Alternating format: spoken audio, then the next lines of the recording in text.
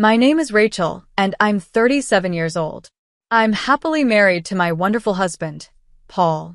We live a peaceful and happy life with our two children, our son Andrew, who is 8, and our daughter Emma, who is 5. Paul and I first met in our college cafeteria. We were both having coffee and reading books when we started talking.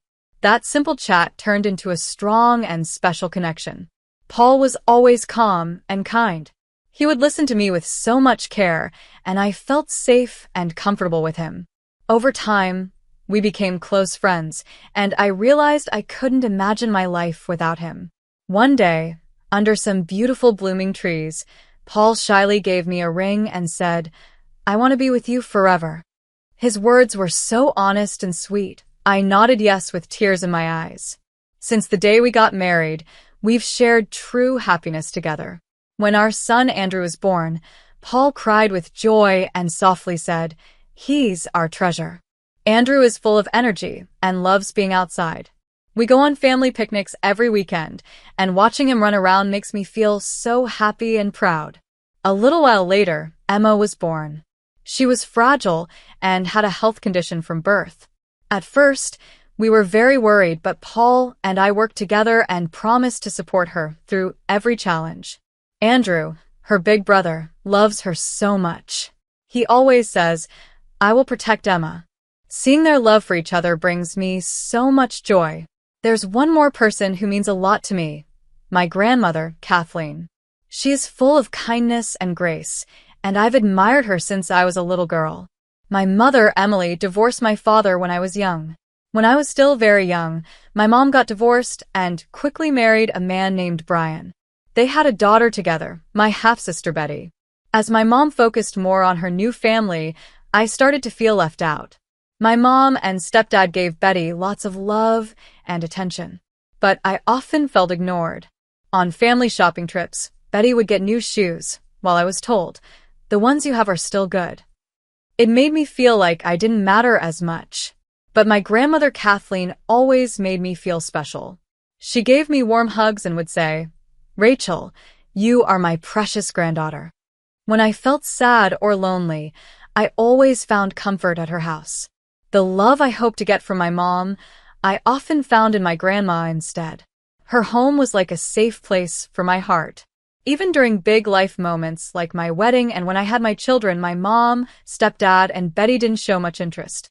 It felt like they came to my wedding just because they had to, not because they wanted to celebrate with me.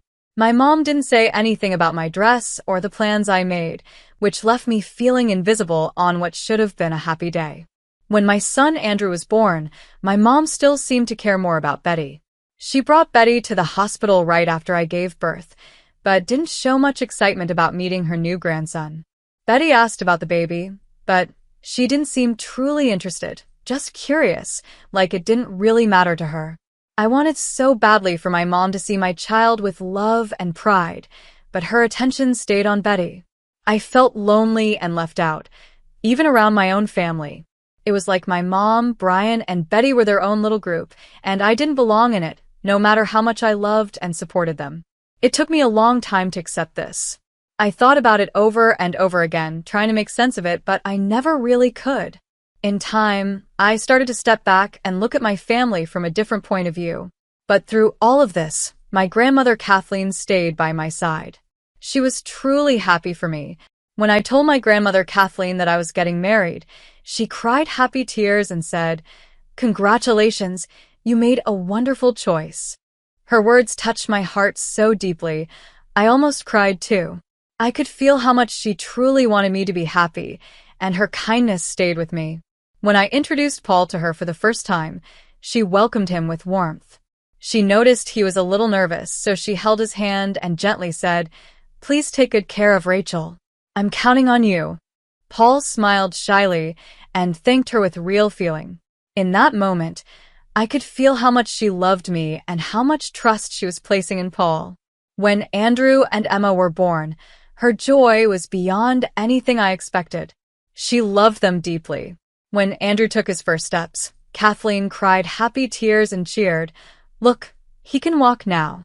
Whenever Emma smiled, Kathleen was amazed. She would often say, Emma is starting to look like her mama. To my kids, she wasn't just a great grandmother. She was a constant source of love and comfort. Kathleen loved Wellington, and her house was full of bright Wellington paintings and decorations, making every room feel peaceful and warm. After my grandfather passed away, she chose to live on her own, holding on to their memories. She used the money he left her to buy a small house in Wellington, a special place full of their shared memories. The cottage sat right by the beach, calm and beautiful. After I got married, I often took my family there to visit Kathleen. She loved to cook, and her lemon pie was the best I've ever tasted. Some of my favorite memories are of us standing together in the kitchen, surrounded by the sweet smell of sugar and butter. Paul loved the peaceful feeling there too. He would smile and say, "This place feels like heaven." Andrew would run happily along the beach, and Emma loved sitting on Kathleen's lap, listening to her magical stories. Kathleen's love for my family was so clear in everything she did. One day, she told me, "I plan to leave this cottage to you." My heart filled with joy. That house held so many beautiful memories, and I hope to create even more happy moments there with my own children. But those peaceful, happy days began to fade when Kathleen became seriously ill. I gave all my time and energy to taking care of Kathleen, but at the same time, looking after Emma's health was very hard. I didn't know it then, but while I was going through all of this, my mom Emily and my stepdad Brian pretended to care about Kathleen, while secretly planning to take her property for themselves. Losing Kathleen broke my heart. But what shocked me even more was what I learned from her will. Kathleen had left me not only the cottage in Wellington, but also a large amount of money. When I found out, I cried so hard. I felt like I could hear her gentle voice saying, "Rachel, the cottage and everything else is for you and your family." But my mom and stepdad didn't agree. They were angry and said it wasn't fair that I inherited everything. They kept pushing me to give the cottage to Kathleen's brother, Jeffrey. I wanted to say no, but I was completely worn out, both in body and mind, from taking care of Emma and trying to manage her medical bills. I didn't have the strength to fight back. So, against my wishes, I gave in. I handed the keys to Jeffrey and said quietly, "We'll handle the paperwork later, once things calm down." Losing the cottage, a place so full of love and memories, hurt deeply. But I forced myself to focus on Emma. With my husband and kids beside me, I still felt like I had enough happiness in my life. But a few weeks after Kathleen passed, something terrible happened. There had been warnings about a hurricane coming, but no one expected it to be so strong. The storm was much worse than anyone thought. Heavy rain and floods hit our town hard. That day, I stayed home with Emma. She was still very fragile, and I didn't want to risk taking her out in the bad weather. Meanwhile, Paul and Andrew went to a nearby store to buy supplies. Even though the streets were starting to flood, Paul smiled and said, "We'll be back soon," and Andrew added happily, "I'll get snacks Emma likes." They waved goodbye. I had no idea those would be the last words I'd ever hear from them. On their way home, they tried to cross a road that had flooded. Suddenly, a strong wave of water swept their car away. I saw the news and felt like my heart stopped. I didn't want to believe it. I rushed to the police station, begging them to find Paul and Andrew. After hours of waiting and praying, an officer looked at me with sadness and said, "I'm sorry. Paul and Andrew were taken by the floodwaters." My world fell apart. The pain was more than I could bear. I cried like I never had before. Emma was crying too, but I told myself I had to stay strong for her. Even though my heart was breaking, I had to take care of everything, like planning the funeral. I chose the date called Friends and Family and started getting ready to say goodbye to Paul and Andrew. During all of this, I called my mom to tell her what happened. After a short pause, she replied with no emotion, "That's unfortunate. When is the funeral?" "Next Sunday," I said. "I can't come," she answered. "Why not?" I asked. "I have a trip to Wellington planned. You know Betty lost her job and broke up with her boyfriend, right? Brian and I are taking her on a vacation to cheer her up. It's already booked and hard to cancel now." I was shocked. She was choosing a vacation over the funeral of her son-in-law and grandson. Mom, are you serious? I asked, my voice shaking. Rachel, we can't just change our plans. Betty is looking forward to this trip, she said. Family died. Paul and Andrew are gone. And you're going on vacation? Don't overreact, Rachel. I understand you're upset, but we have our plans. I couldn't say another word. My heart sank. She had chosen a trip for Betty over being there for me at one of the hardest times of my life. I ended the call, feeling completely alone and betrayed. My mom had always favored Betty, but I never thought she could be this cold. On the day of the funeral, I did my best not to cry. I gently placed Paul's and Andrew's favorite flowers on their caskets, saying a silent goodbye. Many people came, including Paul's friends and family, and that gave me a small bit of comfort. Even my father, who I hadn't seen in years, and his side of the family showed up. Their presence and kind words helped ease the pain just a little. But my mom, stepdad, and Betty weren't there. I knew they were already at the airport. I could picture them sitting in the lounge, laughing and waiting for their flight, acting like nothing had happened. The thought made me so angry, I could barely stand it. It was heartless and unforgivable. I was drowning in grief from losing Paul and Andrew, and now I also felt a deep anger building inside me. After the funeral, I decided to check the security cameras at the Wellington cottage. When I saw them there, walking around casually like everything was fine, I knew what I had to do. I was determined not to let them get away with how they treated me. I called the police and reported them for trespassing at the cottage. Soon after, they were forced to leave. When the police arrived and asked them to leave, they were completely shocked. They tried to argue, saying the cottage was supposed to belong to my grandmother's brother, Jeffrey. But the officers already knew I was the legal owner, and I hadn't given them permission to stay there. My family was surprised and confused. In the end, they had no choice but to stay in a nearby hotel. Not long after they were removed, my mother called me, furious. "What have you done, Rachel? Why would you do something like this?" she shouted. I was stunned by her anger and couldn't believe she had the nerve to be upset. Once again, she was only thinking of herself. "I don't understand why this is considered trespassing," she went on. "We're family. It shouldn't be a problem for us to visit. That cottage is supposed to be Jeffrey's anyway." Hearing her say that made my heart grow cold. All the pain and betrayal from the past came rushing back. She kept defending herself, acting like they had done nothing wrong. She never once apologized. "Mom, please calm down and listen," I said, trying to stay calm. "When you entered that cottage, the legal paperwork hadn't been finished. That means the cottage was still mine. I didn't know that. I can't believe you would accuse your own family of trespassing. Do you know how expensive this hotel is?" she snapped. I stayed strong. "If we were truly family, you would have gone to the funeral of your son-in-law and grandson. That should have been your priority. But you didn't show up. I don't consider people who ignore something that important as family." For a moment, she had nothing to say. I took that chance to let out everything I had been holding in. "I don't consider you my family anymore," I said clearly, and I ended the call. Later, I heard that my mom, stepdad, and Betty ended their vacation early and flew home.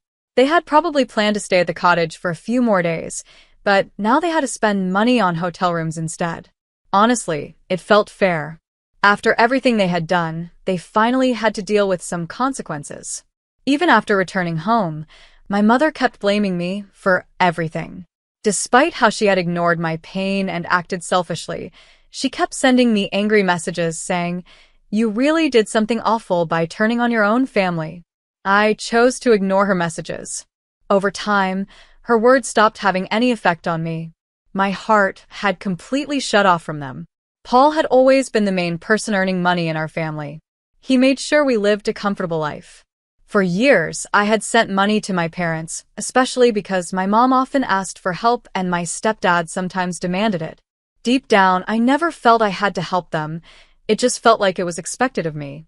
But after losing Paul and Andrew, and especially after my mom chose not to attend the funeral, my feelings toward her changed completely. Her choice to go on a vacation instead of being there to mourn with us was something I couldn't forgive. I felt deeply betrayed, and my heart turned cold toward her. Because of that, I decided to stop sending them money. The next month, when my mom realized the money wasn't coming anymore, she called me in a panic. Every time the phone rang, I felt uneasy, but I stayed calm. "Why haven't you sent the money?" "What's going on?" she asked. I took a deep breath and answered quietly but firmly, "I'm not sending you any more money." There was a long silence, and then she started yelling. "Why would you do this? You know we depend on your support. How are we supposed to live without it?" Her voice was full of fear and anger, but I knew I was making the right choice. I felt sure of myself, even as she shouted. "I'm done helping," I said. "You didn't even come to the funeral. I don't see any reason to keep supporting people who chose a trip to Wellington over mourning my husband and son." She was furious. "You're so cold. How can you say something so cruel? You have no heart," she shouted. But I didn't feel anything anymore. Her words no longer touched me. "That's fine," I said. "I don't think there's anything more to say." Then I ended the call for the last time. I stood by my decision to cut all ties with them. After that, my mother and stepfather, who had been living off my financial support along with their pensions, had to survive on just their pensions. According to relatives, Betty still hadn't found a new job after being fired and was still living at home. Money was tight. They even had trouble paying for basic things like electricity and water. The family that once went out to eat often was now eating simple, cheap meals. My mother sighed as she picked out discounted groceries, and my stepfather struggled to find a job because of his age. The happy, busy home they once had turned quiet and heavy. But I didn't feel sorry for them. I didn't feel responsible for fixing their problems anymore. My peace of mind became my top priority. Soon, their behavior became more desperate. They started coming to my house without warning, begging for money. When I refused, they would yell and cause trouble.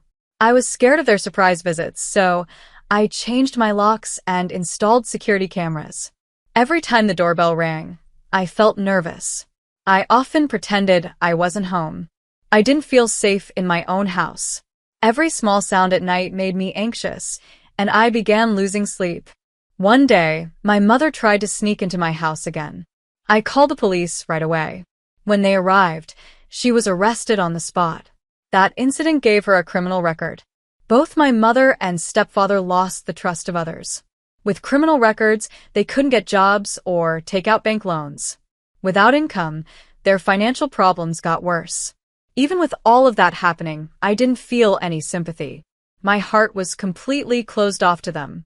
All I could do was watch quietly as they faced the results of their choices. When people heard that my mother and stepfather had skipped my husband's and son's funeral to go on a vacation, they were shocked. Relatives talked about it, and many criticized them. They became distant from others, losing the support of both family and friends. My mother tried to apologize several times, but it didn't matter. My heart stayed cold. I had no plans to accept my mother's apologies. I chose to look ahead instead of thinking about all the pain I had been through. I promised myself that I would no longer sacrifice my own well-being just to meet my family's expectations. Most importantly, I had someone special to protect, Emma. Knowing how strong she was, I knew I had to be strong for her too. Cutting ties with my family and stopping the financial support felt like the right choice. I was ready to let go of the past. My connection to my mother, stepfather, and stepsister no longer meant anything to me. In my heart, those relationships were over. I had given too much for too long, and now it was time to choose myself. From that day forward, I decided to stand on my own. Emma and I moved into the cottage in Wellington. In a room filled with warm sunshine and a peaceful view of the sea, we began a new chapter of our lives. Little by little, Emma began to get stronger. As I cared for her, I also started to find hope again. Being free from my family and all the pain they caused made me feel light and free. Even though I had cried a lot, those tears now felt like part of healing, not pain. Sometimes, as Emma and I walked along the beach, I would think about everything we had gone through. Our hard journey made me appreciate our new life even more. As Emma smiled again and found her own strength, I saw that we were both healing. Since choosing to live bravely, Our lives became calmer and more peaceful. I could feel a new future slowly opening up for us. Letting go of my family helped me find myself again. My bond with Emma grew stronger, and I started to enjoy life once more. In those moments, I felt truly thankful for the decision I had made to leave the past behind. I looked forward to a future full of freedom and new beginnings.